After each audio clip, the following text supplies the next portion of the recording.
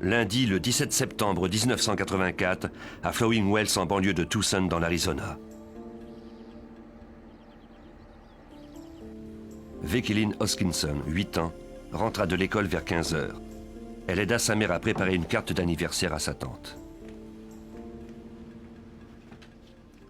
Comme la sœur aînée de Vicki restait plus tard à l'école pour une pratique de course, la fillette demanda la permission à sa mère d'aller poster la carte toute seule. La boîte aux lettres ne se trouvait qu'à 2 pâtés de maison.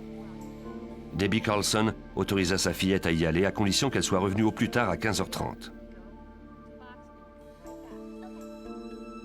L'aller-retour vers la boîte aux lettres ne prenait pas plus de 10 minutes. J'ai envoyé Vicki par elle-même. C'était la première fois que j'envoyais un de mes enfants faire une course seul. D'habitude, nous les envoyons toujours en groupe. Pour la petite Vicki Lynn, c'était donc une première aventure en solo. Selon sa mère, elle était très fière de cette responsabilité.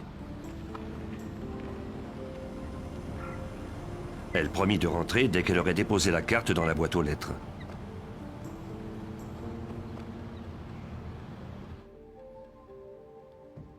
« 20 minutes après son départ, Debbie Carlson entendit avec soulagement la porte d'entrée se refermer. Elle fut surprise de voir non pas Vicki, mais plutôt sa sœur aînée, Stephanie. Sa pratique avait été annulée. Sa mère lui dit que Vicki était allée poster une lettre, mais qu'elle n'était pas encore rentrée. Stephanie croyait qu'elle était peut-être en train de jouer avec une de ses amies. Stéphanie m'a dit « Je vais aller la chercher, elle s'est sans doute arrêtée chez Jennifer. » Pour la deuxième fois dans la même journée, j'ai envoyé un de mes enfants seul. Stéphanie trouva la bicyclette de Vicki par terre au bord de la rue. Vicki! Elle l'appela à quelques reprises. Vicki! Elle rentra à toute vitesse pour aviser sa mère. Immédiatement, mes antennes se sont mises en marche. Vicki n'aurait jamais laissé son vélo par terre au beau milieu de la rue, elle l'adorait.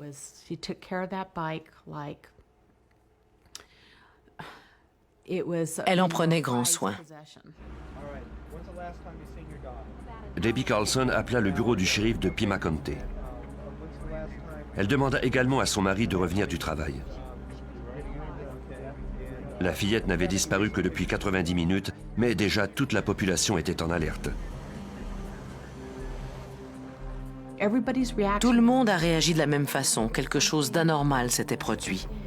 La situation n'était pas habituelle. Debbie remit des photos de Vicki aux agents du bureau du shérif de Pima County. Les policiers refirent le trajet de la fillette pour tenter de voir où elle avait pu rencontrer le danger. Elle devait se rendre à la boîte aux lettres située devant une épicerie près d'une intersection passante. C'était seulement à quelques pâtés de maison de chez elle. Les policiers ratissèrent le quartier. Ils commencèrent par se rendre à la maison de la meilleure amie de Vicki. Madame Spencer déclara que ni elle ni sa fille n'avaient vu Vicki ce jour-là. Son fils de 5 ans parla aussi aux policiers. Il leur dit que Vicki s'était arrêtée plus tôt et qu'elle cherchait Jennifer. Quand elle avait appris que Jennifer n'était pas là, Vicki était repartie, après avoir vraisemblablement déjà posté la carte de souhait.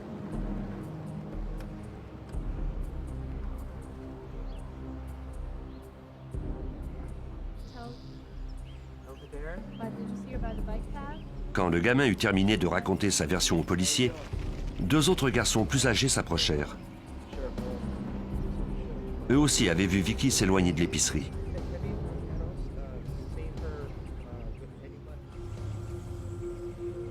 Juste avant de la croiser, ils aperçurent une petite voiture noire immatriculée en Californie. Elle roulait si lentement qu'ils la dépassèrent sans mal. La voiture se dirigeait en direction de Vicki. Les 2 garçons ne restèrent pas assez longtemps pour voir la suite. Ils n'eurent pas l'occasion non plus de voir le visage du conducteur. Cette voiture immatriculée en Californie et qui roulait lentement était apparue au moment même où Vicky avait disparu. Les enquêteurs eurent immédiatement l'intuition que la situation était louche. Peut-être était-ce simplement l'invité d'un habitant de la rue qui cherchait une adresse. Toutefois, le shérif ne pouvait rejeter la possibilité qu'il s'agisse du ravisseur de la fillette.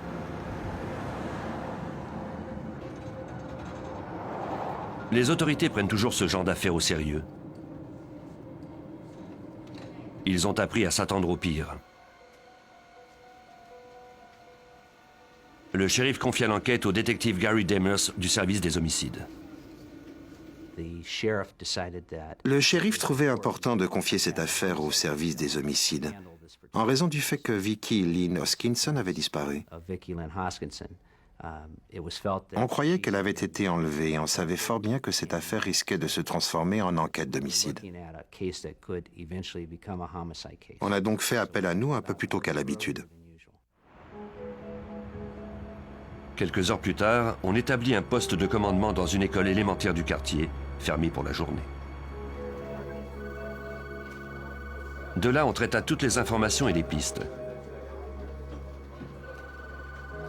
Dès que la nouvelle de la disparition de la fillette se fut propagée, il fut très facile de recruter des bénévoles pour répondre au téléphone. Les appels se mirent à affluer. Les policiers organisèrent une battue du secteur à l'aide de centaines de volontaires. Ils cherchaient méthodiquement, en formant des cercles de plus en plus grands du point où Vicky avait été vue pour la dernière fois. Ils ratissèrent les champs à la recherche d'indices sur la fillette. Mais on n'en trouva aucun. Avant qu'on ait eu le temps de s'en rendre compte, les minutes se sont transformées en demi-heures, puis en heures. De plus en plus de policiers sont venus, des citoyens de la ville aussi. Ils se sont tous joints aux équipes de recherche pour retrouver Vicky. En vertu de la loi fédérale sur les enlèvements, le bureau du shérif de Pima County était en droit de demander de l'aide au FBI. Le lendemain de la disparition de Vicky, l'affaire fut donc confiée à l'agent spécial Larry Bagley du bureau du FBI de Tucson. Une enfant d'ordinaire responsable avait quitté la maison et l'on avait retrouvé sa bicyclette au beau milieu de la rue. Elle n'était pas rentrée chez elle. C'était suffisant pour justifier notre implication sur la base de la loi sur les enlèvements. Dans le cas de la disparition d'un enfant, plus on agit vite, plus les chances de le retrouver sain et sauf sont grandes. Le FBI avait le pouvoir d'étendre l'enquête à l'extérieur de l'Arizona si cela s'avérait nécessaire.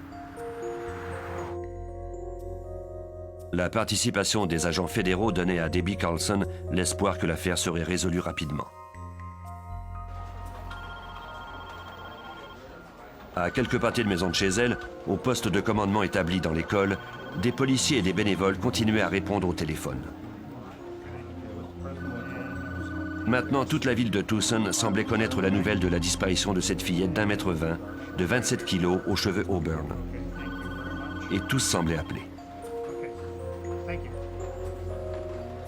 Parmi eux se trouvaient les habituels plaisantins et beaucoup de gens mal informés. Il fallait répondre à tous les appels, les filtrer et les traiter un à un. Finalement, un des appels donna un réel espoir aux policiers.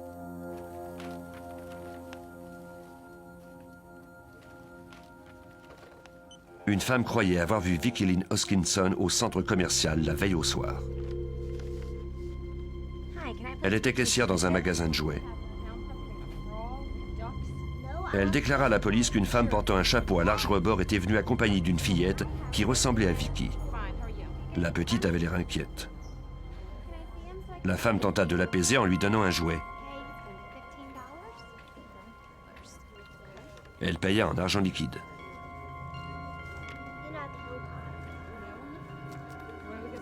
La caissière remarqua qu'elle transportait un sac d'un autre magasin du centre commercial.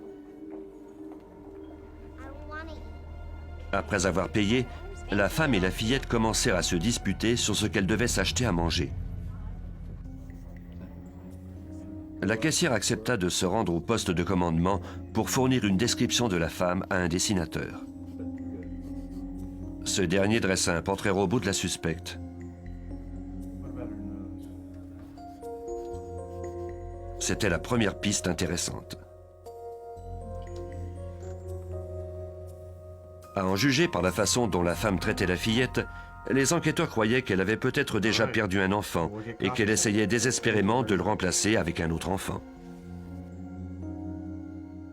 Il était rassurant de penser que le ravisseur de Vicky s'occupait d'elle, mais pour l'agent Bagley, cette hypothèse comprenait de nombreuses contradictions.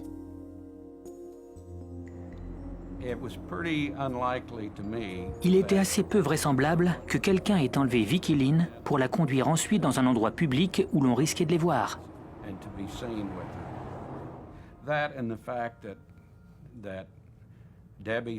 De plus, Debbie était persuadée que Vicky Lynn n'aurait jamais suivi une inconnue ainsi sans essayer de fuir. Seule possibilité, Vicky ne cherchait peut-être pas à fuir cette femme parce qu'elle la connaissait déjà. Les enquêteurs retournèrent dans le quartier de Vicky pour montrer le portrait robot de l'inconnu à la ronde. Malheureusement, personne ne l'a reconnue.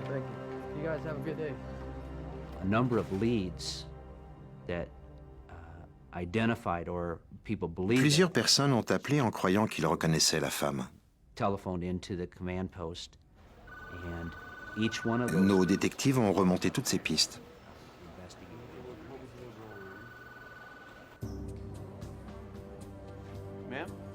Les enquêteurs fouillèrent le centre commercial.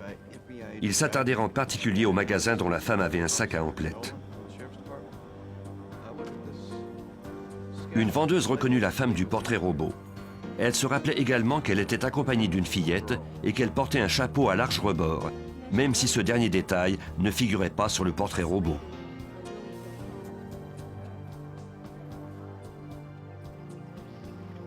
Avec ces nouveaux témoins, la population de Tucson retenait son souffle. Peut-être retrouverait-on bientôt la petite Vicky Lynn Hoskinson en vie.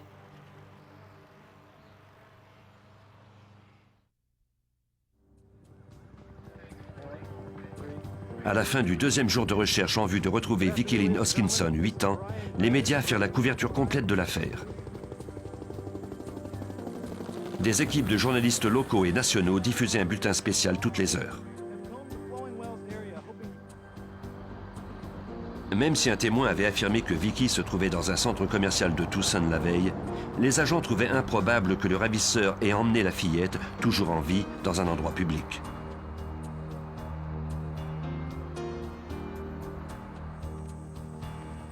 On poursuivit les recherches dans les secteurs ruraux avoisinants. Les enquêteurs essayaient aussi de préparer la mère de Vicky, Debbie Carlson, au pire.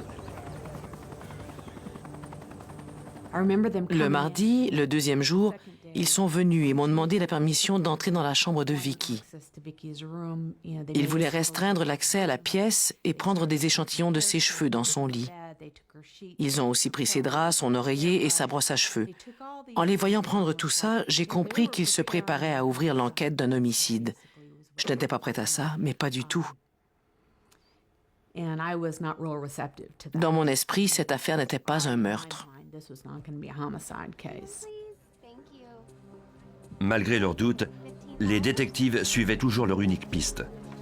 Ils tentaient d'identifier l'inconnu du centre commercial qu'une caissière avait vu en compagnie d'une fillette.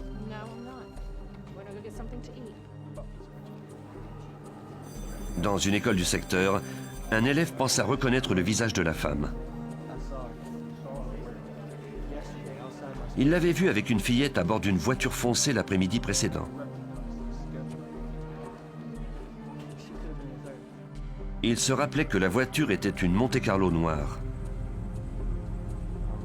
L'enfant, qui ressemblait à Vicky, regardait à l'extérieur. Selon lui, la femme au volant était la même que celle du croquis.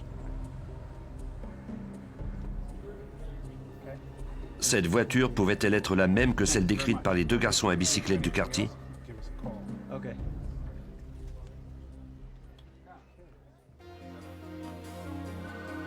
Au poste de commandement, les témoins de tous âges se manifestaient. une femme vint en compagnie de son enfant de 3 ans.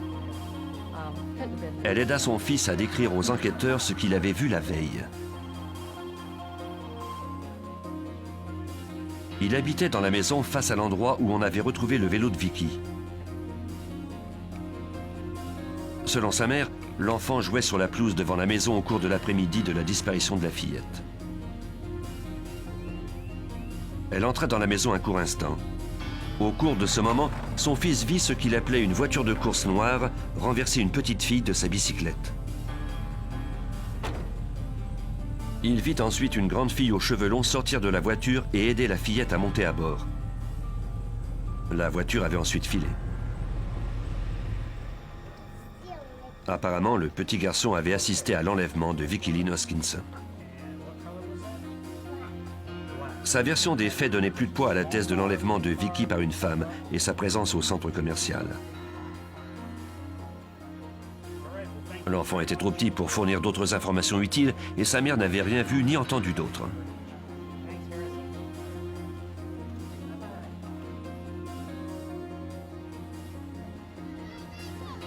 Les agents ratissèrent le secteur où le vélo de Vicky Lynn avait été trouvé pour voir si quelque chose ne leur avait pas échappé.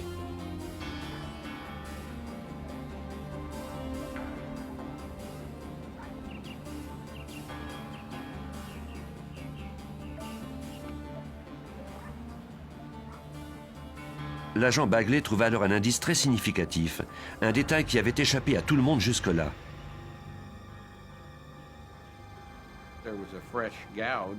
Il y avait une marque récente sur un poteau à environ 40 ou 45 cm du sol. C'était trop près du sol pour avoir été causé par une grosse voiture. Cette marque avait l'air récente. On pouvait présumer que la voiture qui avait frappé la bicyclette avait ensuite embouti ce poteau. La petite voiture noire immatriculée en Californie et aperçue à quelques mètres de là pouvait avoir frappé le poteau à cette hauteur. Bagley demanda à ses collègues si quelqu'un leur avait signalé la présence dans le secteur d'une voiture noire dont les plaques d'immatriculation provenaient d'un autre État. C'était arrivé à un des détectives. Plus tôt le même jour, il avait interrogé Sam Hall, l'entraîneur de l'école élémentaire. Hall avait aperçu une voiture suspecte près de la cour de l'école vers 15 h le 17 septembre, seulement 20 minutes avant la disparition de Vicky.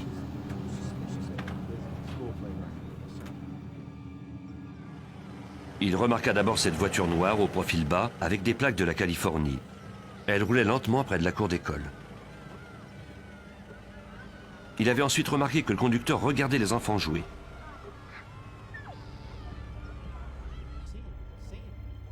Il avait les cheveux longs et portait une barbe.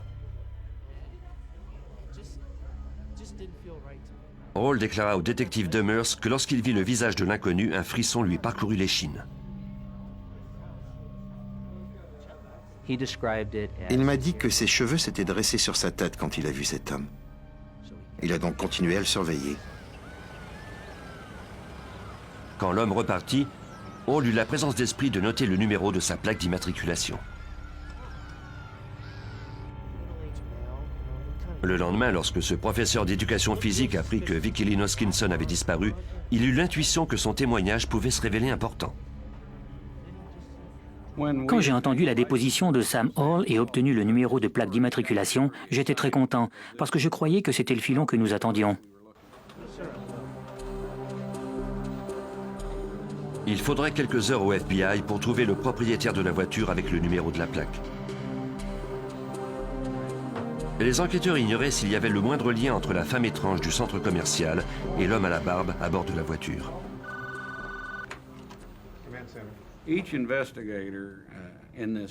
Les enquêteurs qui travaillaient sur cette affaire étaient tous très impliqués au plan émotionnel. Chaque heure qui passait nous enlevait un peu d'espoir de retrouver Vicky saine et sauve. 3 jours après la disparition de sa fille, Debbie Carlson tint une conférence de presse accompagnée de sa famille. Elle supplia le ravisseur de lui rendre sa fillette saine et sauve. En s'adressant à un aussi large auditoire par le biais du bulletin de nouvelles du soir, elle espérait qu'un téléspectateur qui savait où sa fille se trouvait appellerait la police. Pendant un instant, j'étais certaine qu'on allait la retrouver. L'instant d'après, je m'attendais à les voir entrer et m'annoncer qu'ils avaient trouvé son corps. Je me demandais si je me retrouverais à des funérailles 3 jours plus tard. Je me demandais aussi si ma fille ferait partie de ces enfants disparus qu'on ne retrouve jamais. Peu à peu, le FBI s'approchait de la réponse. Le propriétaire de la voiture noire s'appelait Frank Jarvis Atwood, 28 ans. Il résidait à Los Angeles. Les agents transmirent ces informations au service d'identification du FBI pour vérifier ses antécédents.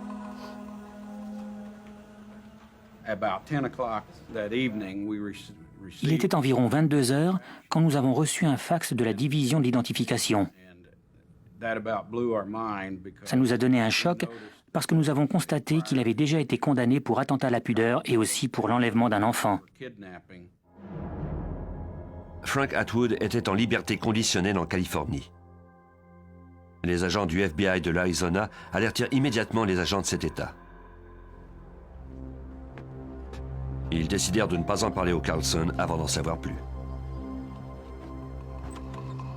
Le lendemain, soit le 4e jour depuis la disparition de Vicki Lynn Hoskinson, les agents se rendirent à l'adresse où la voiture d'Atwood était enregistrée. C'était la résidence de ses parents. Son père, Frank Atwood Sr., était un retraité de l'armée.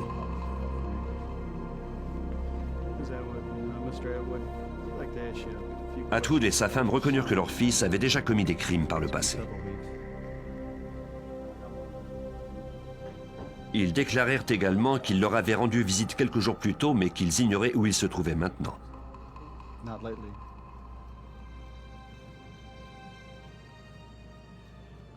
Les agents leur annoncèrent qu'il était peut-être impliqué dans l'enlèvement d'un enfant et que chaque minute comptait.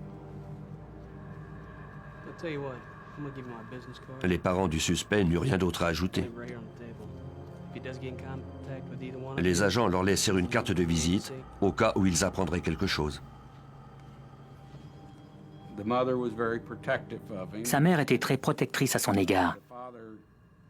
Quand nous leur avons dit que nous pourrions peut-être sauver Vicki Lynn si on agissait assez vite, son père nous écoutait attentivement.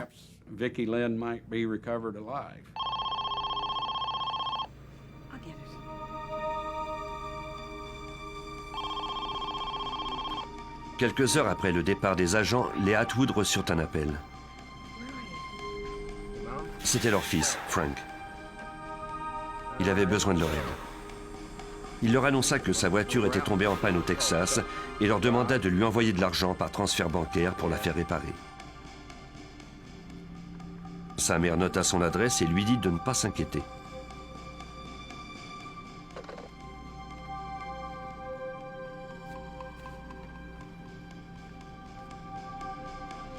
Son père recopia l'adresse et sortit.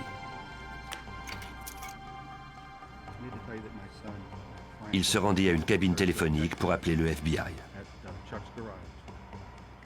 Il donna aux agents l'adresse d'un garage de Kerrville au Texas où son fils Frank et un ami attendaient de l'argent pour faire réparer la transmission de la voiture.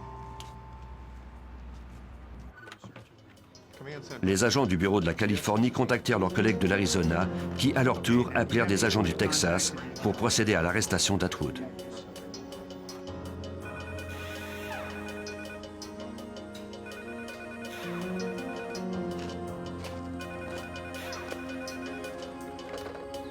Les autorités se mirent en contact avec le garage en question.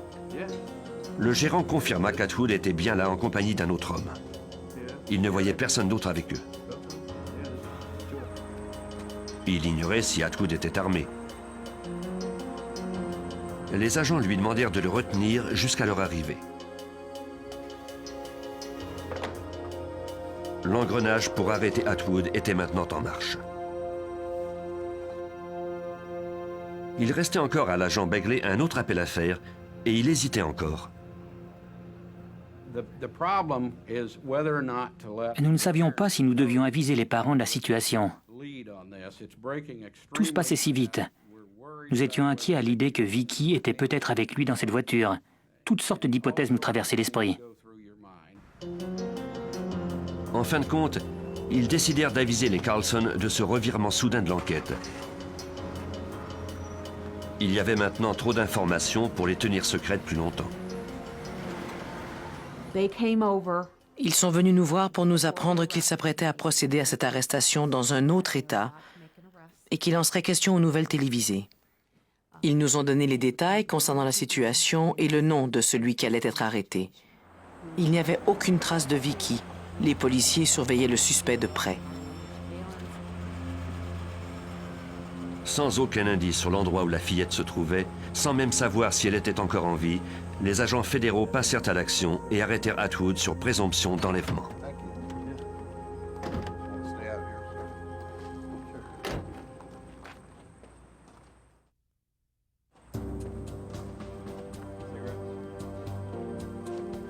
Quatre jours après la disparition de Vicky Lynn Hoskinson en Arizona, le FBI procéda à l'arrestation d'un suspect à Kerrville au Texas.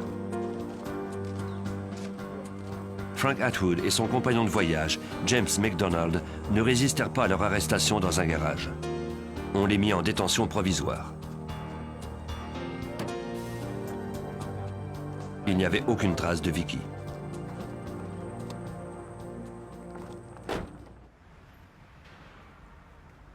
Gary Demers du bureau du shérif de Tucson se rendit au Texas pour interroger le suspect.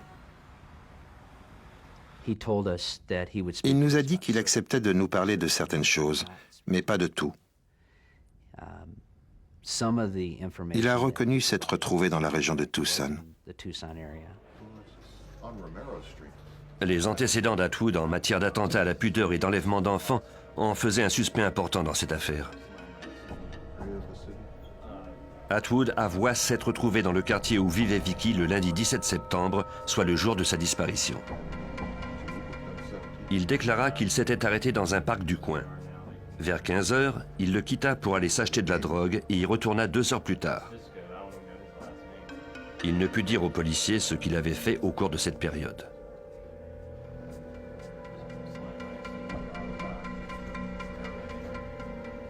Il n'y a à savoir quoi que ce soit au sujet de la disparition de Vicky. James McDonald corrobora le témoignage d'Atwood. Il déclara que le jour en question, il s'était disputé avec Atwood dans le parc vers 15 heures. Tout de suite après, Atwood était parti avec sa voiture pour environ 2 heures. McDonald ajouta que lorsqu'Atwood revint vers 17 heures, ses vêtements et ses mains étaient tachés de sang. Atwood lui dit qu'il s'était bagarré avec un vendeur de drogue et qu'il l'avait poignardé.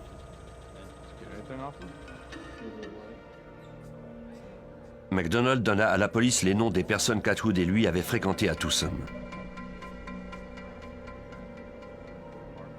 La plupart d'entre eux étaient des itinérants. On cessa d'enquêter sur la mystérieuse inconnue du centre commercial pour se concentrer sur Atwood.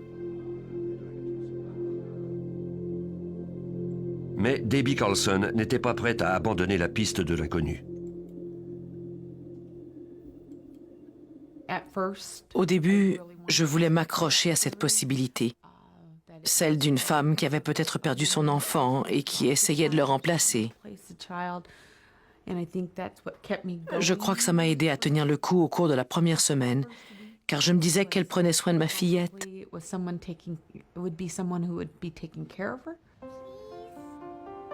Même si Debbie Carlson s'accrochait à cet espoir, les enquêteurs étaient de moins en moins optimistes quant à l'issue de cette enquête. Hey Mom, I love you. Quand on l'a arrêtée et qu'on s'est aperçu qu'elle n'était pas avec lui, je suis brusquement revenue à la réalité. J'ai compris que le « je t'aime » prononcé par ma fille serait sans doute les derniers mots qu'elle m'aurait adressés à moi.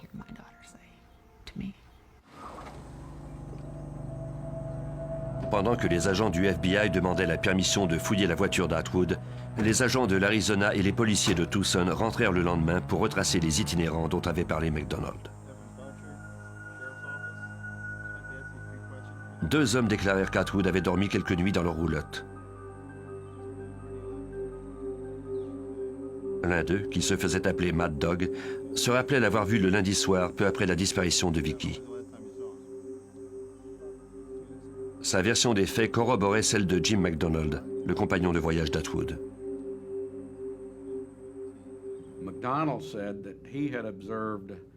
MacDonald avait remarqué du sang sur ses vêtements, son couteau et ses bottes. Mad Dog a dit la même chose. Il a aperçu ces taches de sang alors que les deux hommes se trouvaient dans la roulotte et ils ont même discuté du fait qu'il devrait peut-être se débarrasser de ses vêtements et de son couteau. Les agents obtinrent un mandat les autorisant à fouiller la roulotte. Leur mission, trouver des preuves de l'implication du suspect dans l'enlèvement et le meurtre. Au début, les recherches semblaient prometteuses. Ils recueillirent une couverture qui semblait tachée de sang, de même que la brosse à cheveux présumée d'Atwood. On soumit les deux objets à une batterie d'analyse sanguine et à une recherche de micro-indices. Malheureusement, il n'y eut rien de concluant. On ne trouva jamais les vêtements et le couteau du suspect. Les recherches ne furent pas interrompues pour autant.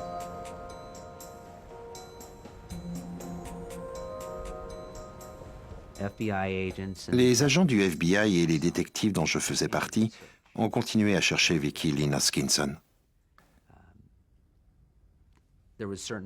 Notre degré de frustration était assez élevé parce que nous ne parvenions pas à la retrouver. Le secteur était vaste et il y avait beaucoup d'endroits déserts.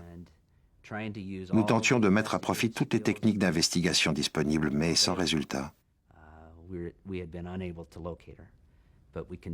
Nous avons tout de même continué à suivre toutes les pistes. Les détectives continuèrent à ratisser le parc où Atwood avait passé la majeure partie de son temps lors de son séjour à Tucson.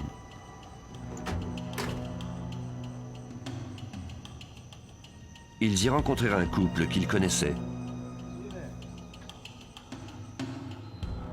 Ils avaient vu le suspect portant des vêtements tachés de sang le jour de la disparition de la fillette.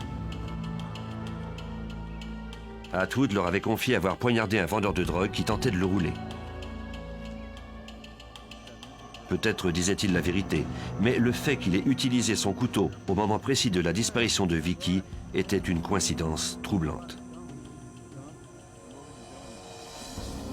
Les enquêteurs avaient obtenu des témoignages incriminants sur Atwood, mais ils n'avaient aucune preuve matérielle ni le corps de la victime pour le faire inculper.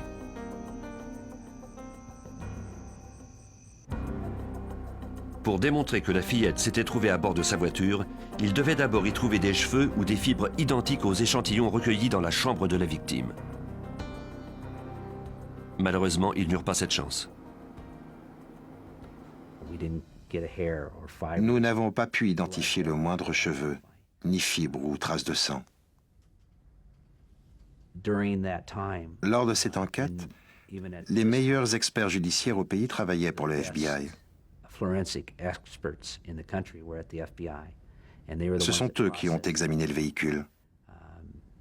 Je crois fermement que s'il y avait eu quelque chose, ils l'auraient trouvé. Ce que les experts cherchaient ne se trouvait peut-être pas à l'intérieur de la voiture, mais plutôt à l'extérieur. Les experts du FBI prélevèrent un échantillon de peinture de la bicyclette de Vicky pour le comparer à une tache de peinture rose trouvée sur le pare-choc avant de la voiture d'Atwood.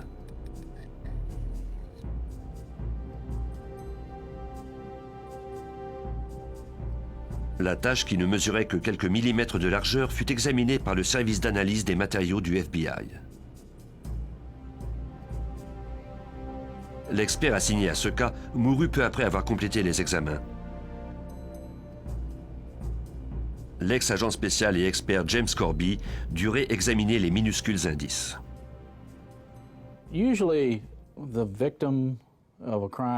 En général, nous n'avons pas de lien avec la victime ou sa famille. Et l'on travaille sur tant de cas qu'on essaie de ne pas s'impliquer au plan émotionnel. Mais c'est plus difficile lorsque le crime implique un bébé, un jeune enfant ou quelqu'un sans défense. On travaille encore plus fort pour établir une preuve.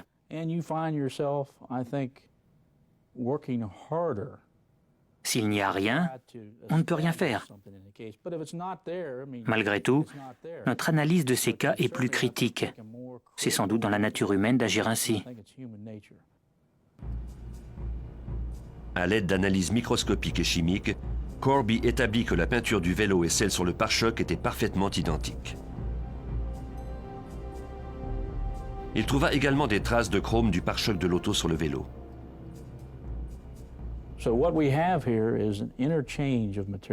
Il y avait eu échange de matériaux. La peinture du vélo se retrouvait sur l'auto du suspect.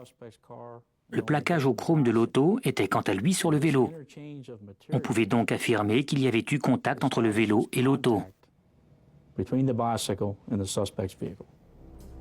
C'était un excellent départ, mais sans le corps de la fillette, cela ne suffirait pas à faire accuser Frank Atwood Jr. du meurtre de Vicki Lynn Hoskinson.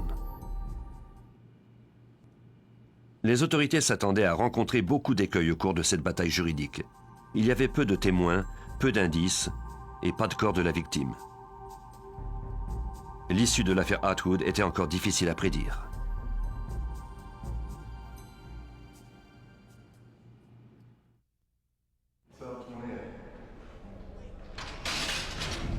Près de 3 semaines après la disparition de la petite Vicki Lynn Hoskinson d'une rue de son quartier de Tucson, Frank Atwood fut arrêté au Texas et accusé d'enlèvement.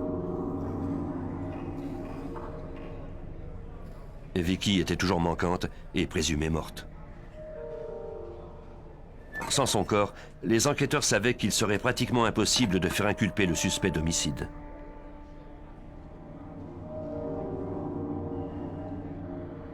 La population de Tucson, qui partageait ce cauchemar jour après jour avec la famille, apprit alors qu'Atwood avait déjà échappé au système juridique par le passé.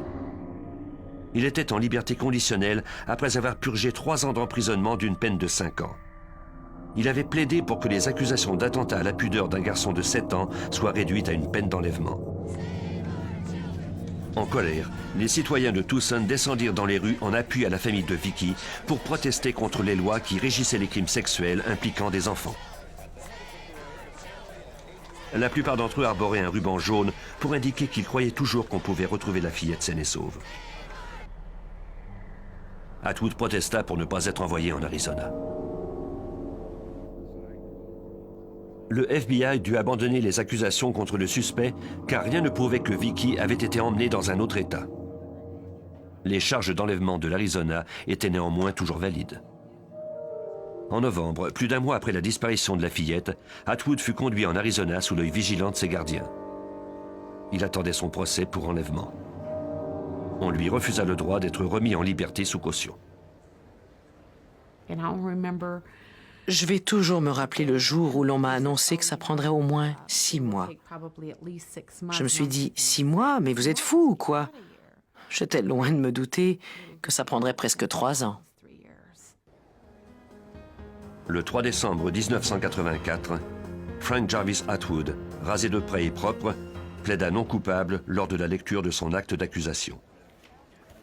En raison de la publicité entourant cette affaire, le juge exigea que le procès d'Atwood fût tenu à Phoenix plutôt qu'à Tucson. La sélection du jury fut longue et ardue.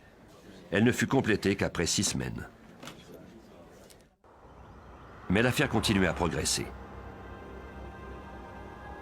Le 12 avril 1985, une femme qui promenait son chien près de la route principale trouva un petit crâne humain dans un secteur désertique du nord-ouest de Tucson.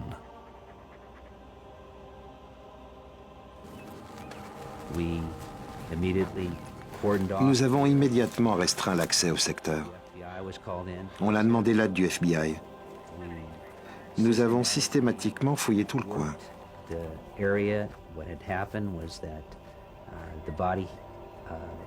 Les différentes parties du corps avaient été dispersées par des animaux.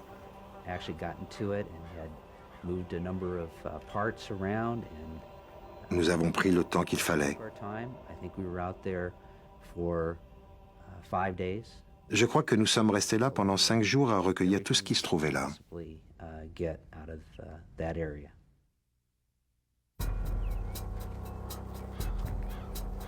Près d'une centaine de personnes fouillèrent méticuleusement les 50 km² de désert.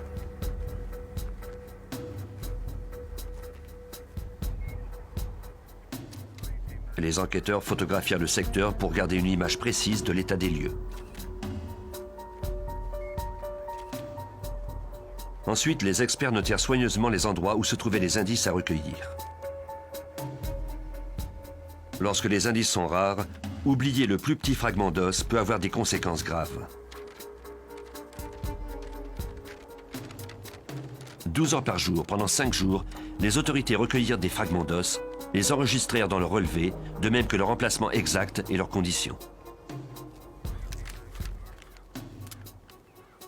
À la fin de mai 1985, plus de 20 sacs d'indices furent envoyés au laboratoire pour identification. Il y avait notamment une portion d'une mandibule inférieure qui contenait encore des dents. Un témoin déclara alors qu'il avait vu Atwood arriver dans le secteur accompagné d'un enfant pour ensuite en repartir seul. Selon le coroner qui analysa l'usure des os, ils avaient été soumis aux intempéries pendant environ 8 mois. Grâce aux dents, on put démontrer qu'il s'agissait bien de la dépouille de Vicki Lynn Hoskinson. Ils ont trouvé la mâchoire inférieure dans le trou d'une marmotte. 1 an plus tard, une des membres de l'équipe de recherche a déposé un bouquet de fleurs dans ce même trou.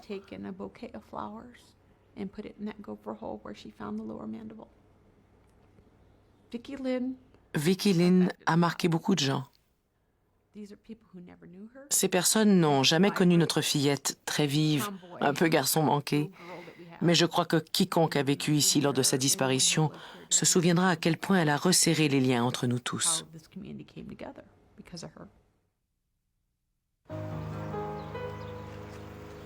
La dépouille de Vicki fut mise en terre le 30 mai 1985.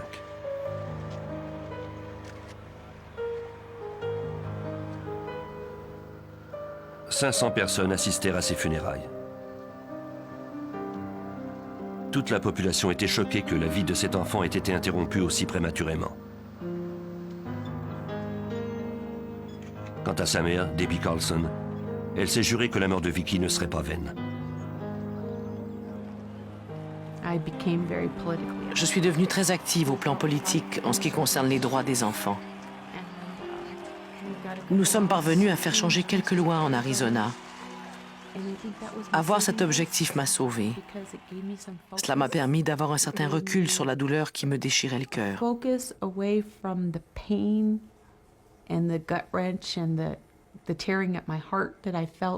Je posais des gestes positifs pour Vicki et tous les autres enfants. Ma fille n'est pas morte pour rien. Elle a permis d'importants changements. Frank Atwood fut finalement inculpé de meurtre au premier degré. Le 26 mars 1987, soit 2 ans et demi après la disparition de Vicki, le jury l'a trouvé coupable et l'a condamné à mort.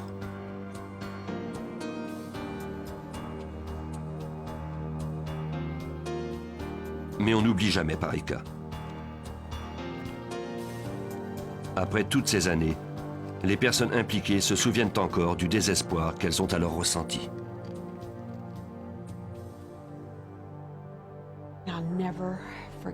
Je n'oublierai jamais le bruit de l'hélicoptère. Encore aujourd'hui, quand j'entends un hélicoptère, je me rappelle cette période. L'odeur de l'air, le temps de l'année où ça s'est produit, et le bruit de l'hélicoptère me reviennent sans cesse en tête.